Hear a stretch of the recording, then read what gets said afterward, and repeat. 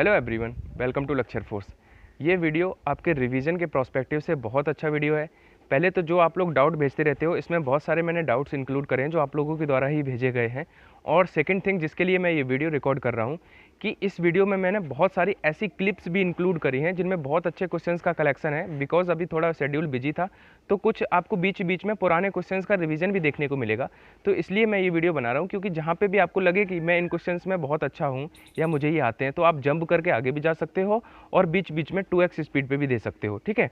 और बाकी मैं एक बात बोलूँगा, जेन्युइनली जो बच्चा इसको पूरा वीडियो को देख लेगा और जो बच्चा इस वीडियो को नहीं देखेगा, तो आई एम डैम श्योर कि वो बच्चा जो इसको देख लेगा वो कई स्टेप्स आगे होगा इस रेस में, जो इस वीडियो को इग्नोर कर देंगे, क्योंकि रिवीजन प्रोस्पेक्टिव से बहुत अच्छा वीडियो है। तो आई होप आप लोग मेरी बात को समझोगे और वीडियो को भले ही 2x पे देखना, लेकिन पूरा वीडियो एक बार ज़रूर देख लेना। जय हिंद। फर्स्ट क्वेश्चन है, दो पैरेलल करंट कैरिंग वायर हैं जिनमें अपोजिट डायरेक्शन में प्रवाहित हो रही है धारा, विल दे अट्रैक्ट और रिपेल या परपेंडिकुलर हो जाएंगे या कोई फोर्स नहीं लगाएंगे। तो देखो, ये क्वेश्चन एयरफोर्स और नेवी में मिला के 20 बार से ज़्यादा पूछा जा चुका है, लड़के आके बताते हैं, तो आप इसको इग्नोर नहीं कर सकते हो। अगर दो करंट कैरिंग वायर हैं और उनमें अपोजिट डायरेक्शन में अगर जो करंट फ्लो हो रहा है, देखो इसको आप इलेक्ट्रॉन बीम से कंफ्यूज मत करना। इसमें आंसर प्रतिकर्षित यानी कि रिपल्सन होगा, इसमें रिपेल करेंगे, दे विल रिपेल। अगर वो एक ही दिशा में होता, ठीक है, जैसे आई यहाँ फ्लो हो रहा है और इसमें आई फ्लो हो रहा है एक ही डायरेक्शन में, तो बायो सेवर्ट लॉ से अनडाउटेडली वो क्या करते, अट्रैक्ट करते, अगर डायरेक्शन सेम होती। इसके जस्ट अपोजिट इलेक्ट्रॉन बीम का आप समझ लेना, जैसे एक इलेक्ट्रॉन बीम है और अगर वो क्या है, दोनों एक ही दिशा में अगर है तो फिर क्या होंगे, वो रिपेल कर जाएंगे। वो क्या करेंगे, वो प्रतिकर्षित करेंगे इलेक्ट्रॉन बीम, क्योंकि इलेक्ट्रॉन्स पे क्या है, मूविंग चार्ज पे दोनों तरह के इलेक्ट्रिक फील्ड भी लगेगा और मैग्नेटिक फील्ड भी लगेगा। और जब स्पीड बहुत कम होगी तो इलेक्ट्रिक फील्ड डोमिनेट करने लग जाएगा और वो आपका क्या होगा, रिपल्सन, रिपेल करेंगे। बाकी आप समझदार हो, आप मुझे पता है कि आपने जो मैंने बोला है उससे फैक्ट निकाल के लिख लिए होंगे, 4 फैक्ट, 2 इलेक्ट्रिक बीम के, जो इलेक्ट्रॉन्स की बीम के लिए, और 2 आपके करंट कैरिंग वायर के लिए, ठीक है। तो इसका आंसर है बी। और अगर आपकी डायरेक्शन जो है वो सेम होती तो फिर अट्रैक्ट करते। निश्चित खोखला गोला है धातु का जिसका सरफेस और सेंटर से 3r दूरी पर जो पोटेंशियल डिफरेंस है वो v है। तो सेंटर से 3r दूरी पर इलेक्ट्रिक फील्ड की हमें तीव्रता फाइंड करनी है। तो देखो, पोटेंशियल डिफरेंस पहले निकाल लेते हैं। कितना है potential difference, 1/4 pi epsilon not क्या होता है, Q/r minus 1/4 pi epsilon not Q/, अब की बार कितनी दूरी पर, 3r दूरी पर, यही तो पोटेंशियल डिफरेंस आएगा। तो इसको जब फाइनली 1/4 पाई एप्सिलॉन नॉट हम कॉमन ले लेंगे, 1/4 पाई एप्सिलॉन नॉट कॉमन लिया तो कितना आएगा, एलसीएम लोगे तो 2Q/3r आएगा। बस 2Q/3r, इतना हमने 5 सेकंड में इतना लिख लिया। पोटेंशियल डिफरेंस दिया था v, तो पोटेंशियल डिफरेंस हमने लिख लिया v। अब थोड़ा एक बात बताओ, अब देखो E क्या होता है, ई जो विद्युत क्षेत्र की तीव्रता होती है 1/4 पाई एप्सिलॉन नॉट Q/r², मतलब 3r दूरी पे बतानी है, मतलब 3r का स्क्वायर करेंगे तो 9r² आएगा। तो ये और ये में कौन सा रिलेशन ऑप्शन से हम मैच करवा पा रहे हैं, वही तो चैलेंज है। मतलब ये v है, सारे ही ऑप्शन v के टर्म में है, हमें नीचे 9r² लाना है। अब इसमें कैसे 9r², यानी कि नीचे एक 3 का गुणा करना पड़ेगा, यानी कि 3 का गुणा केवल अगर कर देंगे तो ऊपर का 2 हटाना भी है, मतलब ऊपर का 2 हटाना है। यानी कि अगर हम इस v में 6r से डिवाइड कर दें, यानी कि 1/6 से डिवाइड करेंगे, देखना 1/6 आएगा तो ये 2 से ये 3 बार कट जाएगा और 3 और 3 9 बना देगा। तो इतना आप झलक देख के, ऑप्शन देख के आप सोच पा रहे हो कि अगर v/6 कर दें हम 6r, क्योंकि r² भी लाना है तो यहाँ पे r था केवल, तो v/6r हमारा राइट आंसर हो गया। मुझे पता है कि 50% लड़कों को ये समझ में आया है और 50% लड़के ये कंफ्यूज स्क्रीन पे ये पूरा देख के भाग गए होंगे। तो बस अब मैं कुछ नहीं कर सकता हूँ। प्रभाव किसके कंजर्वेशन पे आधारित है, तो ये एनर्जी यानी कि ऊर्जा के संरक्षण पे आधारित है। प्रकाश वैद्युत प्रभाव के लिए कार्यफलन, तो E बराबर hc/λ माइनस ये वर्क डन, ये कार्यफलन ही तो होता है।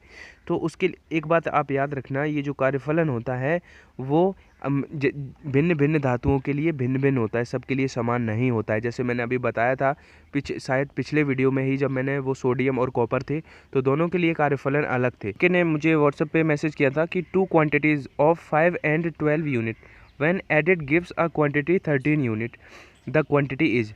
तो देखो, टाइम, मास, लीनियर मोमेंटम और स्पीड। तो इसमें आपको ये समझना था कि वो ये कह रहा है कि 2 राशियां हैं, 5 इकाई और 12 इकाई, उनको जब हम ऐड करते हैं तो हमें क्या प्राप्त होता है, 13 इकाई प्राप्त होता है। तो वो क्वांटिटी कौन सी हो सकती है इनमें से। तो देखो भाई, ये सोचना था हमें, टाइम हमारा स्केलर, मास स्केलर, स्पीड भी स्केलर, लेकिन हमारा लीनियर मोमेंटम है जो वेक्टर है। और जो वेक्टर में, अब देखो इस तरह का क्वेश्चन हो सकता है आपके अपकमिंग एग्जाम में आ जाए। आप याद रखना कि जो राइट एंगल ट्रायंगल, जो समकोण त्रिभुज का जो रूल होता है वो केवल वेक्टर ही फॉलो करते हैं। जैसे सपोज इसको मैं 5 वेक्टर मान लेता हूँ और इसको 12 मान लेता हूँ, ठीक है, तो इनका रिजल्टेंट है वो क्या हो जाएगा, 5 का स्क्वायर प्लस 13 12 का स्क्वायर हो जाएगा। 5 का स्क्वायर प्लस 12 का स्क्वायर मतलब 169, और जिसका वर्गमूल लेंगे वो 13 आएगा, यानी कि 13। तो मैं बताना ये चाह रहा हूँ कि ये जो होते हैं वो वेक्टर ही राइट एंगल ट्रायंगल को फॉलो करते हैं, क्योंकि डायरेक्शन केवल वेक्टर में होती हैं। स्केलर में आपको पता है कि मैग्नीट्यूड होता है बट डायरेक्शन नहीं होती है। तो इन ऑप्शंस में से वेक्टर केवल एक ही ऑप्शन था, लीनियर मोमेंटम, यानी कि रेखीय संवेग, जो हमारा इसको फॉलो करेगा। बाकी आप सिर्फ इसको ऐसे याद रख सकते हो, जैसे यहाँ पे अभी ज़रूरी नहीं है 5 12, कोई भी आपको ऐसी 3 साइड्स दी जाएँ जो राइट एंगल समकोण त्रिभुज बना रही हूँ, जैसे कि बहुत सारी, जैसे 3 4 और 5 हो सकता है। तो अगर हम 3 का स्क्वायर और 4 का स्क्वायर करेंगे तो वो हमें 5 के स्क्वायर के इक्वल मिल जाएगा। या कुछ भी ऐसे 7 12 15, ऐसे बहुत सारे ऐसे होते हैं जो राइट एंगल ट्रायंगल के लिए, उनको आप याद रखना। ऐसा क्वेश्चन वैसे 5 12 13 का क्वेश्चन एक्सपेक्ट है कि यही आ सकता है अगर आएगा तो। वैसे अगर आपको ये समझ नहीं आया कि 5 का स्क्वायर प्लस 12 का स्क्वायर ये 13 का स्क्वायर कैसे हो गया, तो 1 सेकंड में आपको बता दूं कि सपोज़ ये वेक्टर है 5 वेक्टर और ये 12 वेक्टर है, ठीक है।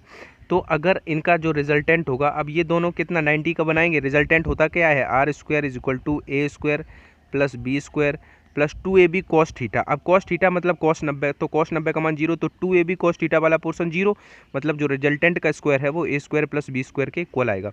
तो ये था एक डाउट। बाकी अब आप लोगों को अगर डाउट भेजना है तो एक चीज़ एक्सपेक्ट ना किया करो कि हमें वहीं डिस्कशन हो जाएगा या व्हाट्सएप पे ही मैं डिस्कशन करने लग जाऊंगा। इन भैया ने भी हमें क्वेश्चन भेजा था, तो इनको मैंने एक मतलब एक लाइन में आंसर कर दिया। मैंने कहा कि लीनियर मोमेंटम होगा क्योंकि ये वेक्टर है। तो आई होप कि अगर आप लोग यार इतना तो आप समझ जाओ कि अब इन्होंने रिप्लाई किया कि कैसे, तो मेरा मन हुआ कि इनको अब मैं ब्लॉक कर दूं, क्योंकि मैं पर्सनली अगर ऐसे करने लग जाऊंगा तो ऐसे हज़ारों लड़के के डाउट तो मैं सॉल्वर यार, मतलब आप लोग समझने की कोशिश करो। मैं खुद इतना बिजी शेड्यूल में से टाइम निकाल के वीडियो बना देता हूँ। A soap bubble is charge then its radius, यानी कि अगर साबुन के बुलबुले को आवेशित कर दें तो उसकी त्रिज्या पे क्या प्रभाव पड़ेगा। देखो इस तरह के क्वेश्चंस यूजुअली पूछ लिए जाते हैं, तो आपके अपकमिंग एग्जाम में आप एक्सपेक्ट कर सकते हो कि ऐसे क्वेश्चंस देखने को मिलेंगे। तो देखो इसका आंसर तो हो जाएगा इंक्रीज, यानी कि बढ़ता है, जो उसकी रेडियस हो जाएगी वो बढ़ती है, बी इसका राइट आंसर हो जाएगा। देखो सिमिलर क्वेश्चन और एक पूछा जाता है कि एक मेटल की प्लेट है, उसको हम अगर हीट देते हैं और उसमें एक होल ऑलरेडी था, तो वो पूछेगा उस होल पे क्या इफ़ेक्ट पड़ेगा, यानी कि उस होल के साइज़ पे। ऑप्शन सेम रहेंगे, देन आप प्रेफर करोगे यानी कि चूज करोगे बढ़ता है, यानी कि उस केस में भी उस होल का साइज़ जो है वो इंक्रीज़ हो जाएगा, ठीक है। अब साबुन की बबल की बात करें तो यहाँ से एक क्वेश्चंस और ऑफनली पूछते हैं कि आधिक्य के दाब, एक आपने टर्म सुना होगा। वैसे अगर नॉर्मल पानी का बुलबुला है तो वहाँ पे रहता है 2T/R, लेकिन अगर साबुन वर्ड वहाँ पे आप देखो, सोप बबल देखो, तो फिर 2T को आप रिप्लेस कर दोगे 4T से, यानी कि देन वहाँ पे आ जाता है 40/R। ये तो रही बात, ठीक है। लेकिन एक चीज़ और, जो आधिक्य दाब होता है बुलबुले का, बबल का, वो रेडियस के इनडायरेक्टली प्रोपोर्शनल होता है। ये आप ऑलवेज कीप इन माइंड, क्योंकि इस पे आपका जो है न्यूमेरिकल बहुत बनता है। 2 सोप्स की आपको रेडियस सपोज देगा 8 और 10 या कुछ भी देगा, और उनके आधे किताबों का रेशियो पूछता है, तो हिट ऑफ द मोमेंट आपको एग्जाम हॉल में क्लिक नहीं होता है। तो ये चीज़ें हमेशा माइंड में रखो, ठीक है, कि क्या फॉर्मूले होते हैं। तो 40/R वो याद रखना, ठीक है, क्योंकि वो सीधा सीधा पूछता है। एक इलेक्ट्रिक चार्ज है वो कैसा है, स्टैटिक है, मतलब स्थिर है। एक स्थिर वैद्युत आवेश क्या उत्पन्न कर सकता है, क्या डेवलप कर सकता है, ओनली मैग्नेटिक फील्ड या ओनली इलेक्ट्रिक फील्ड या बोथ, यानी कि मैग्नेटिक और इलेक्ट्रिक दोनों, या नन ऑफ दीज, मतलब ना ही इलेक्ट्रिक फील्ड और ना मैग्नेटिक फील्ड। तो इसको मैं बताऊं कि जो स्थिर वैद्युत, यानी कि अगर स्टैटिक है वो, तो फिर वो केवल विद्युतीय क्षेत्र, यानी कि बी इसका राइट आंसर हो जाएगा।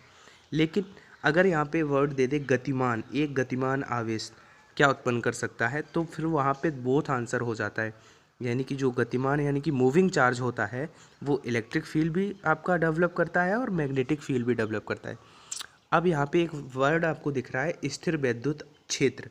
यहाँ पे अगर हम क्षेत्र कर दें, क्योंकि ये क्वेश्चन से एक बार नेवी में पूछा गया था, जो कांस्टेंट इलेक्ट्रिक फील्ड होता है वो पूछा गया था कैसा है। ऑप्शन थे संरक्षी यानी कि कंजर्वेटिव, या नॉन कंजर्वेटिव, या आइदर कंजर्वेटिव और यानी कि तो इस तरह से थे या दोनों या कोई नहीं, तो उसमें आप याद रखना हमेशा ऑलवेज कंजर्वेटिव होता है।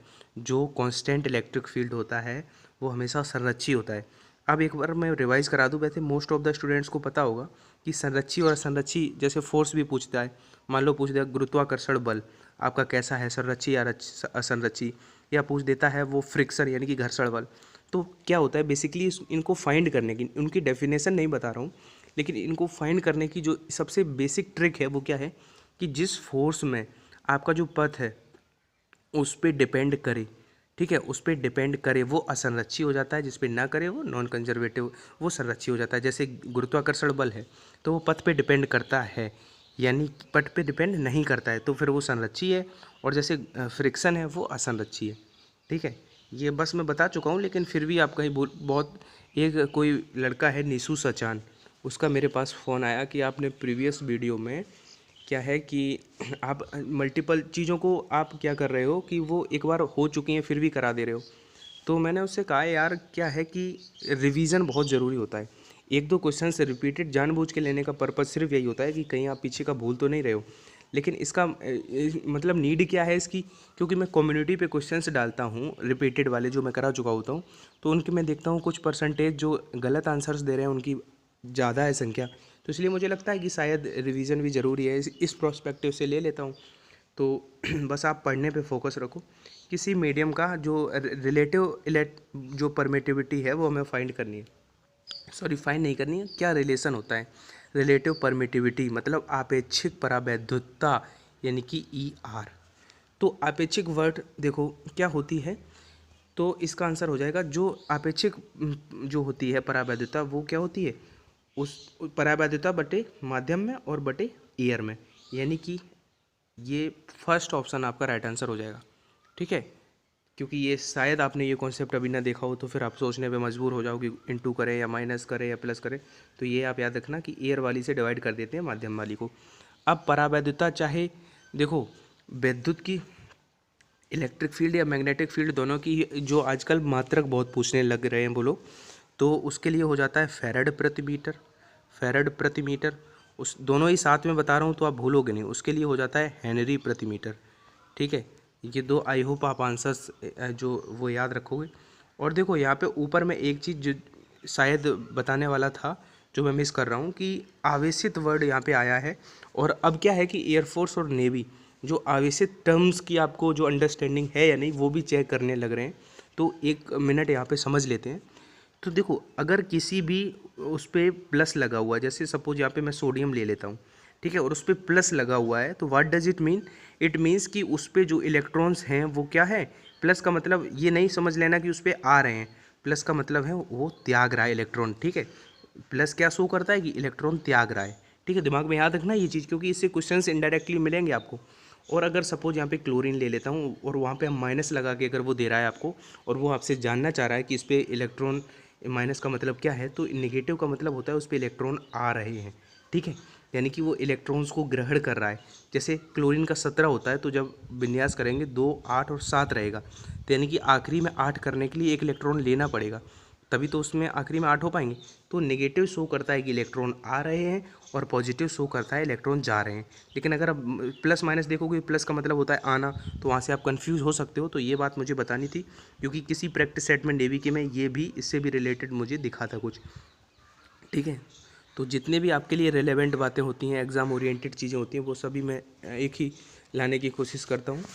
तो सेकंड क्वेश्चन है, समरूप विद्युतीय क्षेत्र एक्स अक्ष की दिशा में हो तो समविभवीय तल यानी कि इक्विपोटेंशियल सरफेस, जो इंग्लिश वाले हैं, और समरूप का आई थिंक आंसर हो जाएगा जो समरूप का इक्वल समझ लो, या कांस्टेंट इलेक्ट्रिक फील्ड, यानी कि इफ़ कांस्टेंट इलेक्ट्रिक फील्ड जो है वो एक्स एक्स की डायरेक्शन में हो तो इक्विपोटेंशियल जो सरफेस है उसकी वो क्या होगा। तो मैं आपको बताऊं कि अगर यहाँ पे एक्स अक्ष है तो यहाँ पे बाई जेड वाला तल आंसर हो जाएगा, ठीक है। तीनों ही किसी भी तरह से पूछ दे, अगर बाई एक्सिस की डायरेक्शन में है तो फिर जो बच रहे हैं, देखो क्या होता है कि ये एक्स एक्सिस हो गया, ये बाई हो गया और ये जेड हो गया। तो अगर एक्स दे रहा है तो वाई एक्स दे रहा है तो वाई जेड आंसर हो जाएगा, वाई दे रहा है तो एक्स जेड हो जाएगा, यानी कि इसी तरह से आप कर दोगे। तो इसमें एक्स दिया है तो वाई जेड तला आप आंसर कर दोगे। सपोज यहाँ पे जेड देता तो वाई, तो जेड देता तो वाई एक्स वाई कर देते आप लोग, फर्स्ट वाला कर देते। तो इस तरह से आप कर दोगे, ठीक है। नेक्स्ट क्वेश्चन है अल्टरनेट करंट का, बहुत अच्छा क्वेश्चन है, ध्यान से समझना। यदि किसी श्रेणीबद्ध LCR, देखो क्या होता है कि आप अपना टाइम सेव करना सीखो। कि जैसे आप क्वेश्चन नंबर 5 पे आए, बहुत को वो रहता है कि आप एक क्वेश्चन में 2 मिनट लगा देते हो, तो मैं बहुत सारी बातें भी बताने लग जाता हूँ। लेकिन अगर आपको इतना ही है कि केवल जो बातें लिखी हुई हैं उसमें टेक्स्ट में उन्हीं को समझना है, तो आप क्या कर सकते हो कि सपोज आपने 5 क्वेश्चन की एक ग्लिम्स देखी, आपको आइडिया लग गया कि ये तो मुझे बहुत अच्छे से आता है रेजोनेंस फ्रिक्वेंसी वाला, तो आप सीधे 2 मिनट आगे जाके देख लो। तो इस तरह से अगर आपको इतना ही वो है, लेकिन आप बस कोऑपरेट करना सीखो। श्रेणीबद्ध LCR परपथ में जो L है वो इतना दिया गया 8 हेनरी, और C कितना है, एक सेकंड में इसको जूम, ये यार कट हो गया है, आई थिंक ये 0.5 था, मुझे याद है 0.5 आप कर लेना, ठीक है। C जो है कैपेसिटेंस वो 0.5 था, और जो R है रेजिस्टेंस वो था 100 ओम। तो परिपथ की अनुनादी आवृत्ति यानी कि रेजोनेंस फ्रिक्वेंसी क्या होगी। तो ये कॉन्सेप्ट आप बहुत अच्छे से समझना, क्योंकि रेजोनेंस फ्रिक्वेंसी पे क्वेश्चन पूछने की प्रोबेबिलिटी है इस बार। तो देखो रेजोनेंस का केस क्या होता है, जब XL जो वो है XC के इक्वल हो जाए। अब XL क्या होता है आपको पता है, बहुत अच्छे से बताया, XL होता है ओमेगा L और XC होता है 1/ओमेगा C। जब इनको आप, मैं बता दे रहा हूँ सीधा फॉर्मूला भी आप याद कर लेना। अब यहाँ से ओमेगा स्क्वायर जाएगा तो ओमेगा बराबर क्या मिल जाएगा, 1/√LC। तो यही आपके सीधा सीधा फॉर्मूला में बताता है, उससे अच्छा जो रेजोनेंस की जो कंडीशन है उससे ये फॉर्मूला निकल के आता है।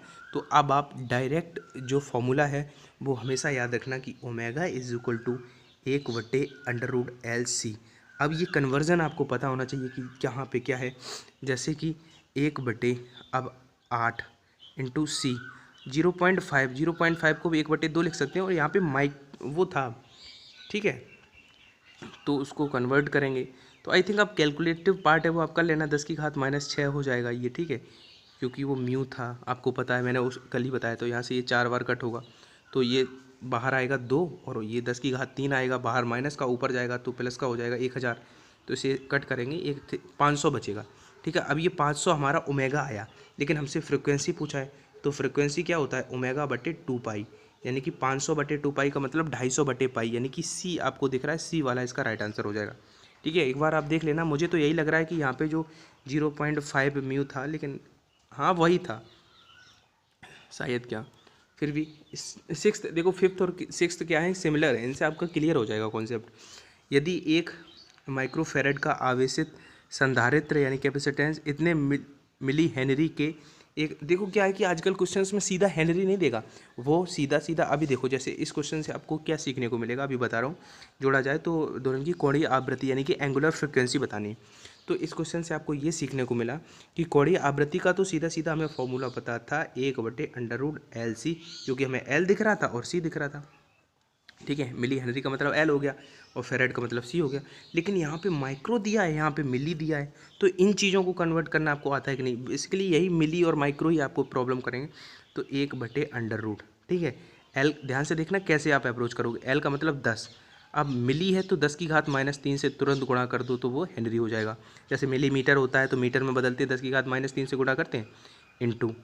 अब यहाँ पे 1 माइक्रोफेरेड है, और माइक्रो के लिए क्या करेंगे, 10⁻⁻6 कर देंगे। अब 10⁻⁻6 और -3 -9 हो जाएगा, और प्लस का 1 है तो 8 बचेगा, क्या बचेगा 1/10⁻⁻8, और स्क्वायर रूट लेंगे तो 10⁻⁻4 बचेगा, और 10⁻⁻4 है तो ऊपर जाएगा तो 10⁻+4, यानी कि D इसका राइट आंसर हो जाएगा। आई होप ये वाला अब आपको क्वेश्चन आ गया, या तो रेजोनेंस फ्रिक्वेंसी उस तरह से करेगा या फिर इस तरह से पूछ सकता है। तो ये दोनों ही केसेस आपको मैंने बता दी हैं। आई होप आपको समझ में आ गया होगा क्वेश्चन, अगर पेपर में दिखता है तो आप उसको ईजिली कर पाओगे। नेक्स्ट क्वेश्चन है, डेसिमल में दिया जाएगा एक, और उसको बाइनरी में चेंज करना रहेगा। बाइनरी का मतलब होता है द्विआधारी। अब क्या है कि ये क्वेश्चन मैं करा भी चुका हूँ और फिर कराऊंगा, क्योंकि मैं नहीं चाहता कि आपको, क्योंकि यही जो क्वेश्चंस होते हैं जो हर कोई नहीं कर पाता है, और आप वहाँ से 1-2 मार्क्स आगे जा सकते हो, मेरिट में अपना नाम देख सकते हो। जैसे कि ये बाइनरी हो गया, ये कुछ चीज़ें होती है जैसे लॉजिक गेट हो गया, तो ये चीज़ें अच्छे कमांड आप रखो, क्योंकि यूजुअली लड़के इनको पढ़ते नहीं। जो बाई ग्रुप वाले होते हैं वो तो ईजिली कर लेंगे, क्योंकि ये अर्थमेटिक का पार्ट भी हो जाता है। जैसे 25, ध्यान से देखना, जिनको आता है वो आगे चले जाओ। सबसे पहले आप जो भी संख्या का बाइनरी निकालना है, द्विआधारी निकालना है, उसको दो से डिवाइड करो।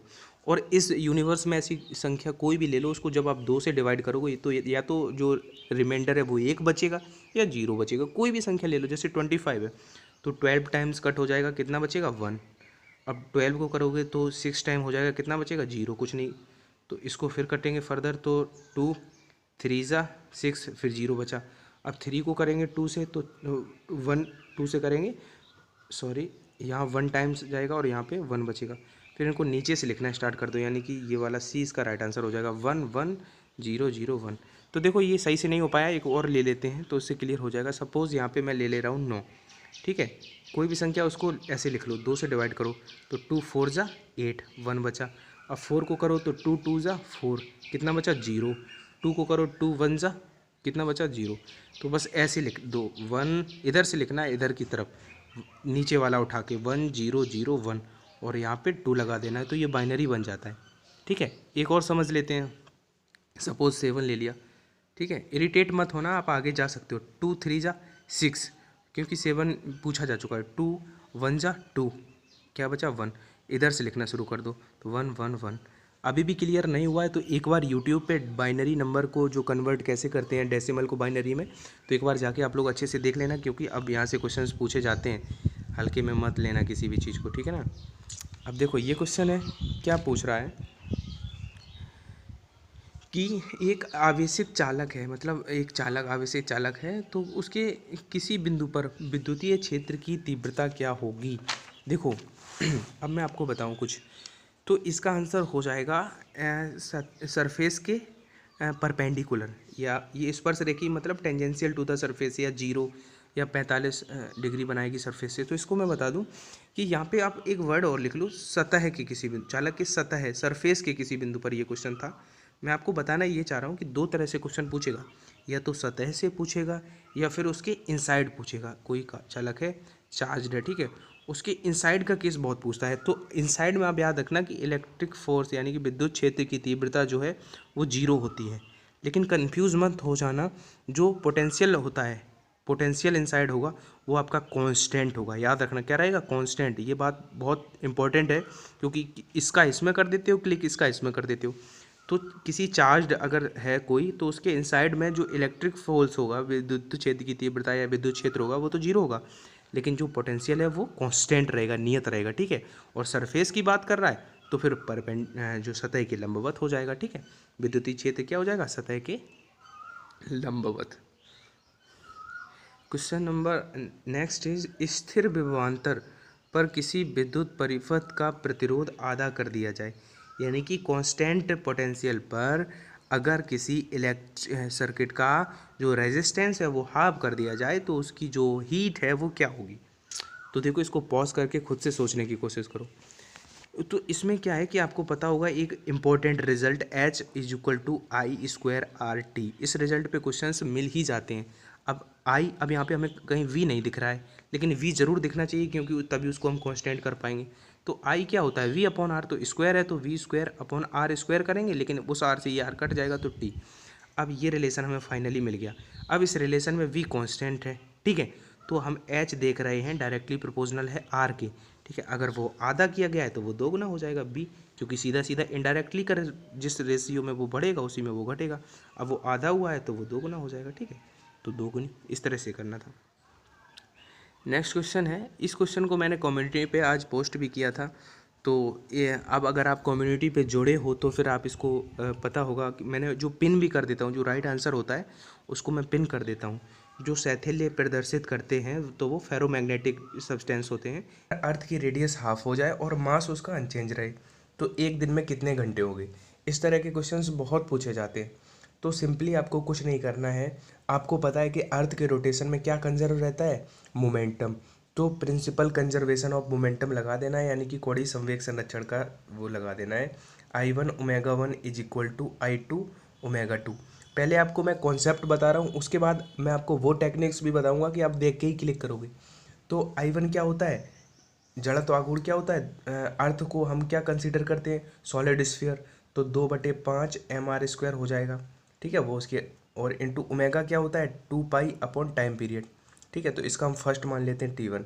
तो ऐसे ही सिमिलरली इस I2 क्या हो जाएगा 2/5 m r²। अब दोनों साइड r हैं तो इसको हम r1 कंसीडर करते हैं, इसको 2, ये हो जाएगा 2π/ω2 मतलब T2 यहाँ कर लेते हैं।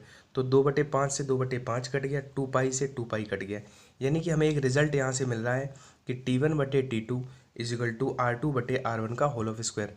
तो फाइनली आपको वो पूरा बस मैंने समझाने के लिए था, आपको याद ये रखना है कि T2/T1 = R2/R1 का स्क्वायर। ठीक है, अब हमें T2 फाइंड करना है तो T1 को इधर ले जाएंगे तो ये T1 इधर आ जाएगा, T1 यहाँ से हटा ले रहे हैं। ठीक है, तो अब देखो R2 क्या कह रहा है कि उसकी रेडियस हाफ हो जाए, यानी कि R2 जो है वो R1 का हाफ हो जाएगी। तो T1 तो ये R1 का बटे 2 और बटे R1 पूरे का स्क्वायर करेंगे तो ये R1 से R1 कट जाएगा, 1/2 का स्क्वायर करेंगे 1/4, यानी कि फाइनली हमें मिल जाएगा T1/4। और T1 मतलब जो इनिशियल कितने होते हैं 24 घंटे होते हैं, 24 घंटे में 4 से डिवाइड करेंगे तो आपका 6 आंसर आ जाएगा। ठीक है, क्वेश्चन इजी था, आपको केवल इतना अप्रोच करना है, लेकिन आया कहाँ से कि प्रिंसिपल कंजर्वेशन ऑफ मोमेंटम। अब आपने एक चीज़ यहाँ पे देखी कि जड़त्व आघूर्ण मैंने सॉलिड स्फीयर का रख दिया, तो एक ऑब्जेक्टिव क्वेश्चन बहुत पूछा जाता है, कभी सॉलिड स्फीयर का पूछेगा, कभी हॉलो स्फीयर का पूछेगा, यानी कि कभी खोखले गोले का पूछेगा, कभी ठोस गोले का। तो दोनों ही आप याद रखना क्योंकि बहुत पूछे जाते हैं। ये होता है 2/3 mr² हॉलो स्फीयर का, और सॉलिड स्फीयर का होता है 2/5 mr²। ठीक है, ये दो रिजल्ट आपको बहुत ज़रूरी है याद रखने। ठीक है, तो आप स्क्रीनशॉट ले सकते हो। और फर्स्ट क्वेश्चन में एक चीज़ और हो सकती है कि आपको एक स्टेप वो क्वेश्चन आगे बढ़ा के दे सकता है। हो सकता है डायरेक्ट वो कहे रेडियस आधी ना हो, वो ऐसे कह दे कि अर्थ जो है वो सिकुड़ जाए और अपने वॉल्यूम का सपोज मान लेते हैं वो कहलाता है कि वो 1/64 हो जाता है, यानी उसका आयतन उसका 64वां भाग रह जाता है, तो कितने घंटे होंगे। तो आपको क्या करना है, वॉल्यूम को आपको पता है कि इक्वेट करने के लिए क्या करेंगे 4/3 पाई r³ = 1/64, फिर यहाँ पे 4/3 पाई r³, जैसे वो गोलियों वाला करते हैं तो इसको 1 और 2 मान लेंगे, तो ये पाई पाई कट के, तो यहाँ से भी हमें R1 और R2 का रेशियो मिल जाएगा। फिर हम फर्दर सिमिलर अप्रोच लगा सकते हैं। तो किसी भी तरह से आपसे पूछे आपको डाउट नहीं रखना है। ठीक है, और जड़त्व आघूर्ण से ऐसे दो बातें और आप याद रख सकते हो, जैसे मेज है तो वो कोई घूर्णन यानी कि रोटेट कर रही है मेज। ठीक है, और अचानक उस पर आके कोई एक लड़का बैठ जाता है। ठीक है, वो पूछेगा इसमें क्या कंजर्व रहेगा, तो याद रखना एंगुलर मोमेंटम ही कंजर्व रहता है, उसमें कोणीय संवेग ही संरक्षित रहता है। फिर से मेरी बात सुनो, मेज है रोटेट कर रही है, कोई लड़का आके उस पर बैठ जाता है तो क्या कंजर्व रहेगा, कोणीय संवेग संरक्षित रहेगा। और ऐसे पूछे कि भुजाएं, मतलब एक लड़का खड़ा है मेज पे, ठीक है, और वो रोटेट कर रही है और वो अपनी भुजाएं जो है अपने हाथों को फैला के खड़ा है, और अगर वो एट रैंडम अपने हाथों को मतलब सिमेट लेता है, सिकोड़ लेता है, तो जड़त्व आघूर्ण घट जाता है। याद रखना जड़त्व आघूर्ण घट जाता है। ठीक है, समझते हैं नेक्स्ट क्वेश्चन। इस चैप्टर से एयरफोर्स का ये फेवरेट चैप्टर है कि द्रव्यमान केंद्र बहुत पूछता है। कभी आपको दे देगा शंकु, वो कहेगा द्रव्यमान केंद्र क्या होगा, कभी दे देगा आपको सेमी सर्कल और कहेगा इसका द्रव्यमान केंद्र। तो इससे रिलेटेड सारे ही फैक्ट समझ लेते हैं, आप लिख लेना। तो सबसे पहले सबसे बेसिक बात ये कि उसका सेंटर ऑफ मास कहाँ हो सकता है, ऑलवेज उसके ज्योमेट्रिकल सेंटर पे होगा, या उसके इनसाइड कहीं भी हो सकता है क्या, या आउटसाइड कहीं भी हो सकता है, या आइदर कैन बी इनसाइड और भी आउटसाइड। तो पहले इसको ये अंडरस्टैंड करो कि ये बाहर भी हो सकता है, याद रखना, क्योंकि मोस्ट ऑफ द स्टूडेंट को ये कन्फ्यूज़न रहती है, वो रॉड है उसके अंदर ही कहीं होगा, उसके मास पे सेंटर पे होगा। तो ये बिल्कुल कंफ्यूज नहीं होना है, उसके इनसाइड भी हो सकता है और आउटसाइड भी हो सकता है, एकदम से आप याद रख लो। ठीक, अभी शंकु का बहुत पूछते हैं कि शंकु का होगा, कहीं ऑप्शन देंगे h मतलब हाइट के बाई 3 पर होगा, या हाइट बाई 4 पर होगा, या हाइट बाई 2 पर होगा, कहाँ पे सेंटर मास होगा। तो मैं आपको बता रहा हूँ तो आप कुछ चीज़ें लिख सकते हो। अगर आपसे कोण की बात करता है, ठीक है, सपोज h हाइट का कोण है, तो उसका जो सेंटर ऑफ मास होगा वो h/4 हाइट पर होगा, यानी कि इसके बेस से h/4 पर उसका सेंटर ऑफ मास होगा। ठीक है, सेकंड थिंग, अगर एक सेमी सर्कुलर, आप सपोज ये सेमी सर्कुलर रिंग है, ठीक है, तो उसका सेंटर ऑफ मास कहाँ होगा, तो उसका सेंटर ऑफ मास याद रख लो 2r, सॉरी इसकी रेडियस r है, 2r/π दूरी पर होगा।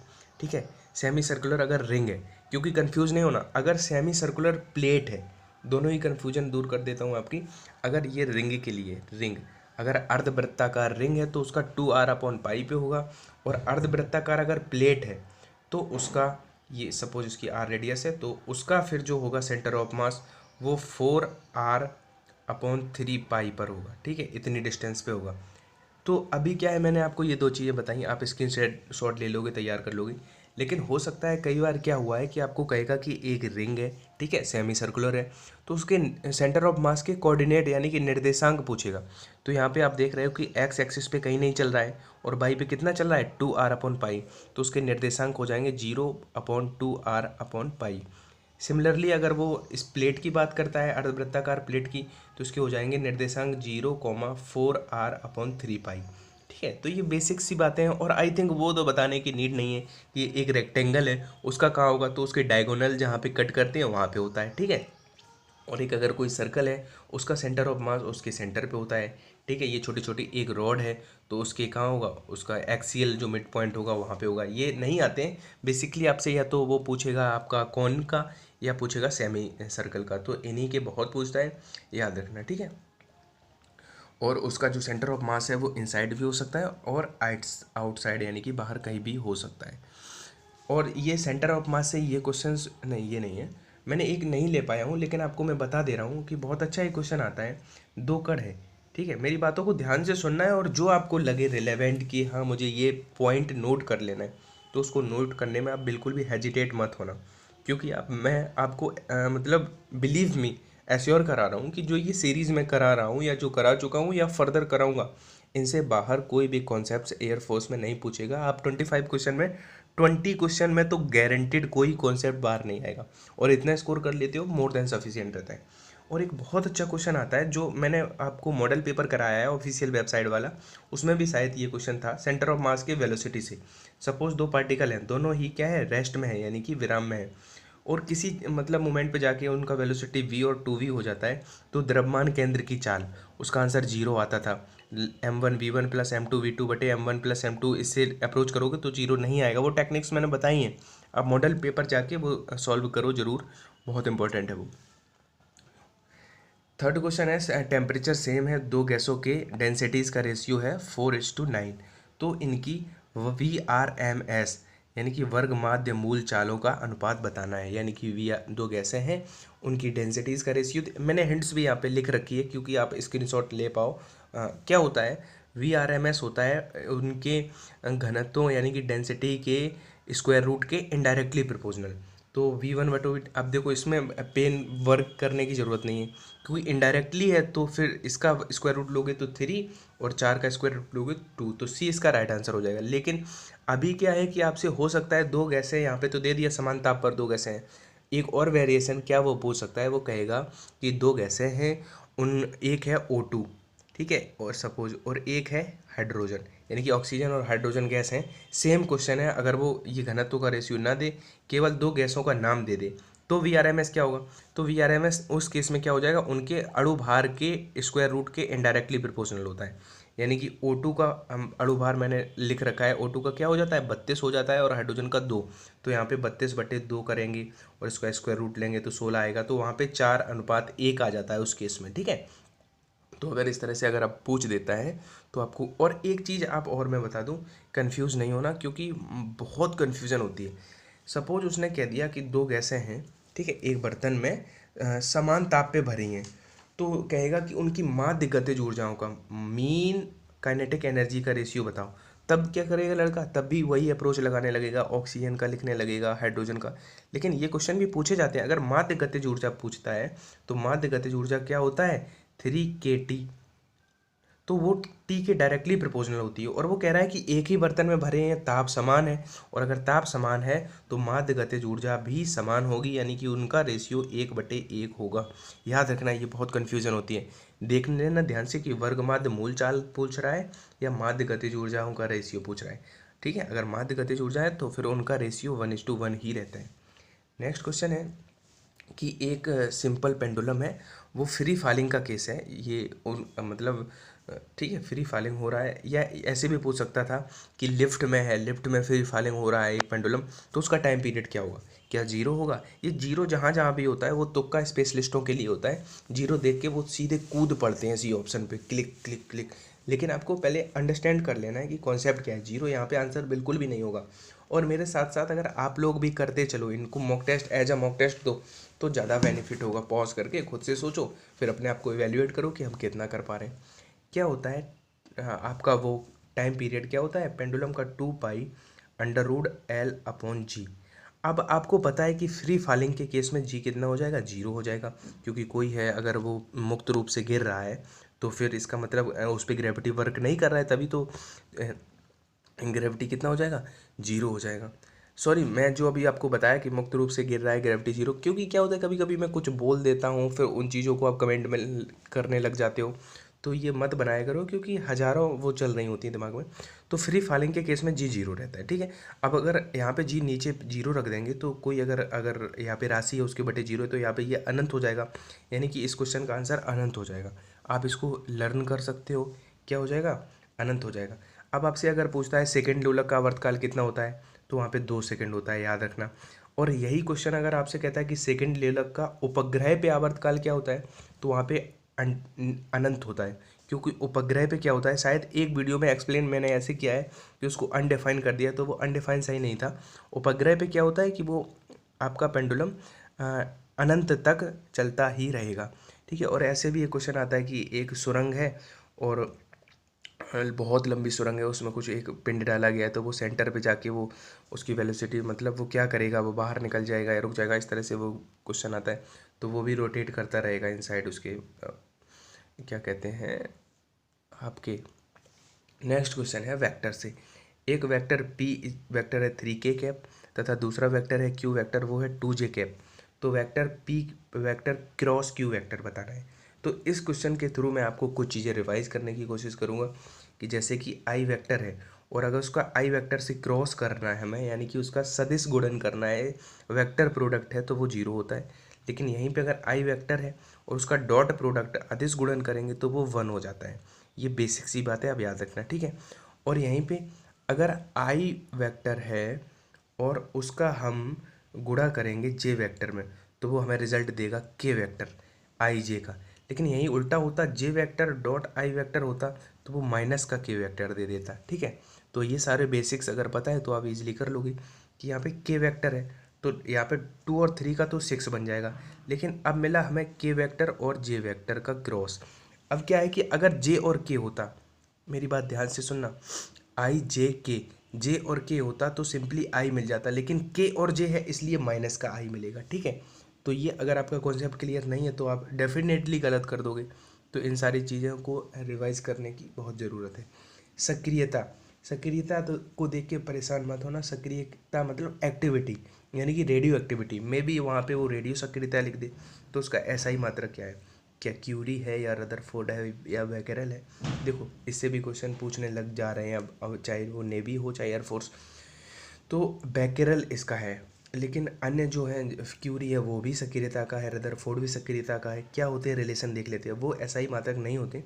एक क्यूरी में एक क्यूरी इज इक्वल टू होता है 3.7 इंटू 10⁻10 विघटन पर सेकेंड, विघटन पर सेकेंड, याद रखना। और एक रदरफोर्ड बराबर होता है 10⁻6 विघटन पर सेकेंड, ठीक है। ये दो रिजल्ट आप बहुत मतलब याद रखना, मोस्ट है। सक्रियता का मात्रक पूछे ऐसा ही मात्रक वैकेरल, और ये भी सभी सक्रियता के ही मात्रक होते हैं। नेक्स्ट क्वेश्चन है कौन सा यूनिवर्सल गेट है। देखो जैसे आपने पढ़े होंगे, एक होती थी जैसे टाइम हो गया, समय हो गया, तो वो होती थी मूल राशि। लेकिन जैसे मीटर हो गया, तो मीटर, टाइम, मीटर, ये 8 मूल राशियाँ थीं। तो उनसे जो बनाई जाती थी वो व्युत्पन्न राशियाँ होती थी। जैसे वेग हो गया, वेग मीटर पर सेकेंड, यानी कि लेंथ का यूज किया और टाइम का, तो वो उनसे जो बनती थी वो व्युत्पन्न।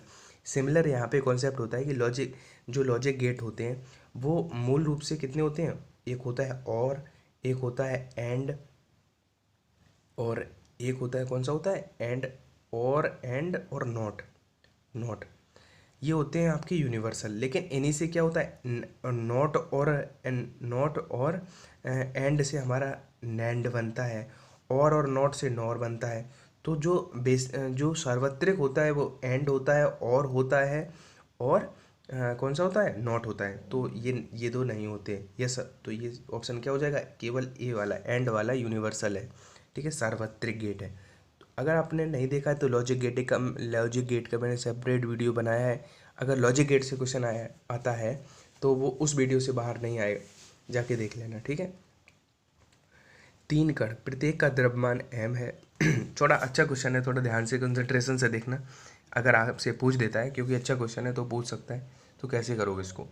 एक इक्विलेटरल ट्रायंगल के तीनों कॉर्नर्स पे रखा गया है, एक मास है और उसकी ए साइड है इक्विलेटरल, यानी कि सभी उसकी इक्वल है, ठीक है। यहाँ पे रखा गया है तीनों m। अभी क्या है कि त्रिभुज की भुजाओं को इंक्रीज करके 2a कर दिया जाए, सभी लेंथ उनकी क्या है 2a, a और बढ़ा दी जाए। तो क्या है कि उस पूरे सिस्टम पे जो वर्क डन हुआ है वो क्या हुआ है। वैसे आपको पता होगा कि जो वर्क डन होता है वो होता क्या है, वर्क डन अगर हम निकालें तो क्या होता है कि जो final potential energy minus initial potential energy, यानी कि जो स्थितिज ऊर्जाओं का जो फाइनली हो गई होगी, स्थितिज ऊर्जाओं जो इनिशियली रही होगी। अगर आप फिजिक्स पढ़ते हो तो इतना तो बेसिक्स आपको पते होंगे। अब पोटेंशियल एनर्जी क्या होती है कि माइनस का G(m1 m2 अपॉन r) ये होती है। अभी क्या करना है, कुछ नहीं करना है। अगर आपको स्थितिज ऊर्जा का सूत्र पता था, वर्क डन क्या होता है ये पता था, तो सिंपली आप कर लोगे। जैसे फाइनली उसकी बस साइड 2a हो गई है, तो फाइनली क्या हो जाएगा, अब 3 साइड होती है तो 3 माइनस का G(m) और वो भी m है तो m²/r। अब यहाँ पे वो दूरी 2a रखेंगे, और इनिशियली क्या था, माइनस का 3 साइड्स थी, तो G(m²) अब माइनस रहती है तो यहाँ माइनस लगाएंगे, माइनस बटे साइड पहले a थी। अब ठीक है, ये मैं ऊपर कर लेता हूँ। अब जो ये माइनस है और ये माइनस है तो ये प्लस बना देंगे। अब 3 है और यहाँ पे भी 3 है तो ये क्या हो जाएगा 3/2, तो 3/2 Gm²/a²। ये आपको दिख रहा है, सी ऑप्शन दिख रहा है, ठीक है। आप देख सकते हो, इस तरह से आपको करना है। नेक्स्ट क्वेश्चन है 9वें सेकंड वाला क्वेश्चन। ऑफनली पूछता है कि एक कण है वो ब्रह्मावस्था से, मतलब बिल्कुल उसकी वेलोसिटी जब 0 थी तो वहाँ से मोशन स्टार्ट करता है। यदि 5th सेकंड में कण द्वारा चलित दूरी, यानी कि उसके द्वारा डिस्टेंस जो चली गई वो 9 मीटर है, तो 12वें सेकंड में कितनी डिस्टेंस चलेगा। तो क्या है कि आपको पता होगा कि nवें सेकंड में क्या रहता है, u वो तो 0 है क्योंकि इनिशियल में चल रहा है, तो सीधा ये याद रखना, हाफ a(2n-1), ठीक है, ये याद रखना। और इसमें एक गलती क्या कर सकते हो आप लोग कि पहले आप एक्सीलरेशन फाइंड करो, ठीक है, n का मान रख के, क्योंकि यहाँ पे रखोगे 5वें सेकंड मतलब 5 रखे, और डिस्टेंस आपको पता है 9 दी गई है, तो यहाँ से पहले a फाइंड करोगे, फिर दूसरा फॉर्मूला लगाओगे, वहाँ पे वो रखोगे n का मान 12। ये नहीं करना है, सिंपली आप देखो कि जो डिस्टेंस है, अगर एक्सीलरेशन कांस्टेंट रहेगा तो वो 2n-1 के डायरेक्टली प्रोपोर्शनल है। तो बस आप वही लगा दो कि S1/S2 is equal to 2n1-1/2n2-1। आपको बार बार एक्सीलरेशन निकाल के 2 बार करने की जरूरत नहीं है, ये सीधा कर लो। अब S1 पहले 5वें सेकंड में चले दूरी 9 थी, तो यहाँ पे S1 की जगह पे हम 9 लिख सकते हैं, 9 इज इक्वल टू 2n-1, यानी कि 5वें सेकंड में यहाँ पे 5 रखेंगे n का मान, तो 5 2 10 में से एक जाएगा, 9 बचा। और यहाँ पे S2 हम x मान ले रहे हैं क्योंकि यही हमें फाइंड करना है, बटे अब दूसरा क्या है 12, तो 12 का 2 में गुणा करेंगे 24, 24 में से एक जाएगा 23, 23 9 से 9 कट गया, क्रॉस मल्टीप्लाई करोगे तो x का मान 23 आएगा। आपको ऐसे अप्रोच करना है। एक वो भी है, आप 12th वाला वो लगाओ, पहले a निकालो फिर उसके बाद सेकंड समीकरण में मान रखो। तो ये सब नहीं करना है, आपको टाइम बचाना है। मैं बताता हूँ, अपने हर वीडियो में बताने की कोशिश कर रहा हूँ कि किस तरह से आप टाइम बचा सकते हो। आप वो नहीं है, क्वेश्चन तो सभी कर लेते हैं, लेकिन क्या रहता है कि टाइम सेव कर पाना ये अपने आप में एक चैलेंज रहता है। एक गेंद है, वो h ऊंचाई से पृथ्वी पर गिराई जाती है। यदि प्रत्यानयन गुणांक यानी कि कोफिशिएंट ऑफ रेस्टिट्यूशन जो है वो 0.6 है, तो हाइट h2 बतानी है जहाँ पे जो गेंद रिबाउंड होके जाती। सपोज ये 1 मीटर से गेंद गिराई गई, तो वो बताना है जब वो दोबारा यहाँ से कहाँ, अब 1 तक तो नहीं जा पाएगी, यानी कि कितना रिबाउंड होके जिस हाइट तक पहुँचेगी वो हमें h2 बतानी है, ठीक है। तो कैसे करेंगे इसको, तो इसके लिए भी आप एक रिजल्ट याद रख सकते हो, यानी कि जो कोफिशिएंट ऑफ रेस्टिट्यूशन होता है वो √h2/h1। अब h2 मतलब देखो यहाँ पे ये 0 पॉइंट कुछ रहेगा, तो इससे एक तो आप कंफ्यूज नहीं होना कि कहाँ पे H1 रखें, कहाँ पे H2, बड़ा वाला नीचे रखें, यानी कि जो फाइनली जिस हाइट से गिराई गई है वो नीचे रखना है। तो E है कितना 0.6 और H2 हमें फाइंड करना है, उसको हम x मान लेते हैं। 1 से गिराई गई थी तो ये 1 रखा, इसका स्क्वायर रूट। अब हमें x फाइंड करना है तो इधर का हम दोनों साइड का स्क्वायर कर दें तो वो उसका स्क्वायर रूट हट जाएगा। तो 6 का स्क्वायर करोगे तो 0.36, यानी कि बी ऑप्शन इसका राइट आंसर। से किसका यूज़ जो है पौधों के ग्रीन हाउस में होता है, मतलब पौधा घरों, मतलब हिंदी वालों इंग्लिश वालों के लिए मैंने कुछ टर्म लिख दिए हैं क्योंकि कमेंट आए थे कल एक दो लोगों के कि उन टर्म्स को डिफाइन कर दिया करो। तो पौधा घरों का मतलब ग्रीन हाउसेस, उनमें कौन सा।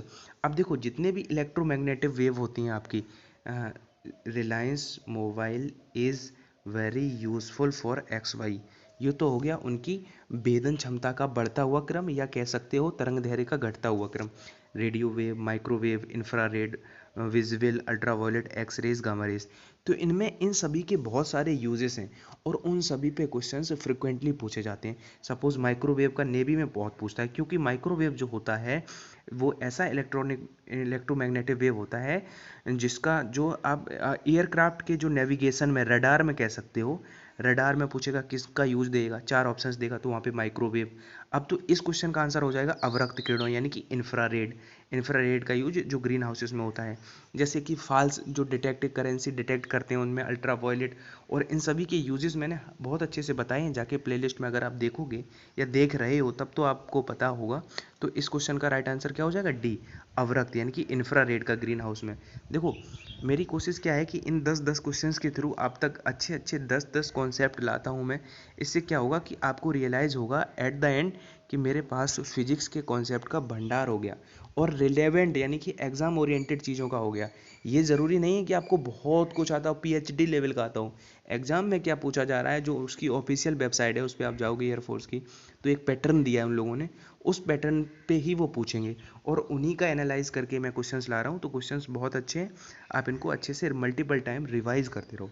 नेक्स्ट क्वेश्चन है, जब किसी कन्वेक्स लेंस, यानी कि इंग्लिश वालों के लिए मैं बता देता हूँ क्योंकि बहुत से नहीं जानते लेकिन जानना चाहिए, क्योंकि आजकल क्या है कि उत्तल लेंस नहीं लिखेगा, वो अभिसारी लिख देगा।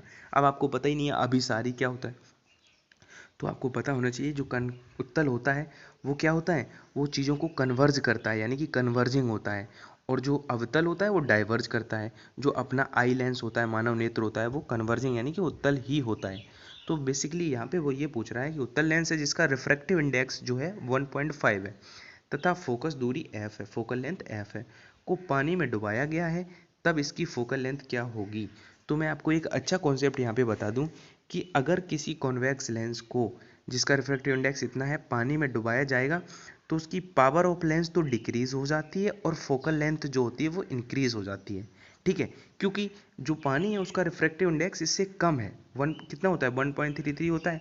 तो अगर कम वाले में डुबोएंगे तो हमेशा याद रखना, अगर कोई ऐसा सब्सटेंस, ऐसा जो लिक्विड है जिसका रिफ्रैक्टिव इंडेक्स वो एक्सेप्शन केस है, इतने से ज़्यादा है, तब फिर वो अलग चीज़ है, लेकिन यही यूजुअली पूछते हैं। तो याद रखना कि पावर, कभी कभी पूछते हैं लेंस की क्षमता, तो वो घट जाती है लेंस की क्षमता और उसकी फोकल लेंथ बढ़ जाती है।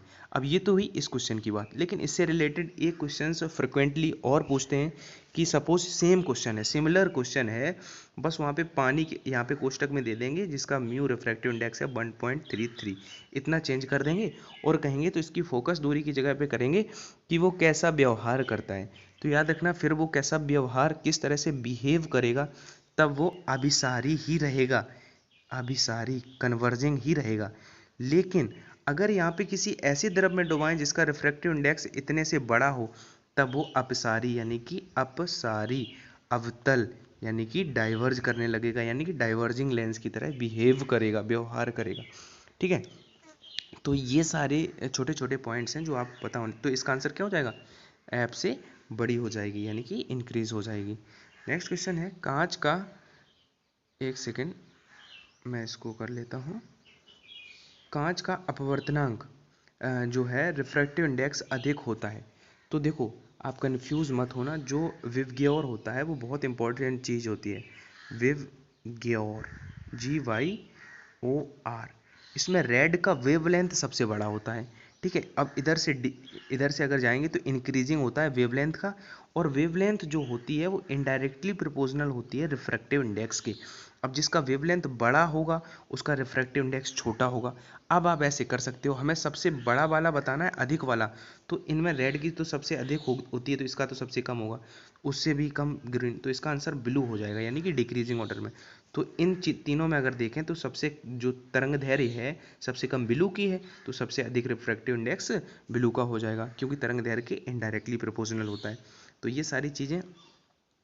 अब देखो ये क्वेश्चन मोस्ट इम्पॉर्टेंट कह सकते हो, इस बार चांसेस हैं कि ये क्वेश्चन आपके एग्जाम में आएगा, कि अगर किसी मैग्नेट की जियोमेट्रिकल लेंथ और जो उसकी चुंबकीय लंबाई, यानी कि चुंबकीय लंबाई क्या कहते हैं, मैग्नेटिक लेंथ जो होती है, उनमें रिलेशन बताना है। सबसे पहले तो एक चीज़ मैं आपको बता दूं, जो जियोमेट्रिकल जो उसकी लेंथ होती है वो ऑलवेज ग्रेटर देन होती है उसकी मैग्नेटिक यानी कि चुंबकीय लंबाई की। क्यों? क्योंकि इस पे भी आपको वन लाइनर या ऑब्जेक्टिव वो फ्रेम कर सकता है वो अपनी तरह से, ये आपको पता होना चाहिए। और जो रिलेशन है वो भी आप लर्न कर लो, बहुत ज़रूरी है कि जो लेंथ है चुंबकीय यानी कि मैग्नेटिक वाली, वो होती है 5/6 इंटू लेंथ जियोमेट्रिकल वाली। ठीक है। तो यहाँ से अगर हम रेशनलाइज करें, एल जी यहाँ लाएँ, LM/LG हमें मिलेगा, क्या मिलेगा, 5/6। तो यहाँ से हमें दिख रहा है कि मैग्नेटिक वाला कम होता है, किससे, ज्योमेट्रिकल आकार व्यक्त करते हैं।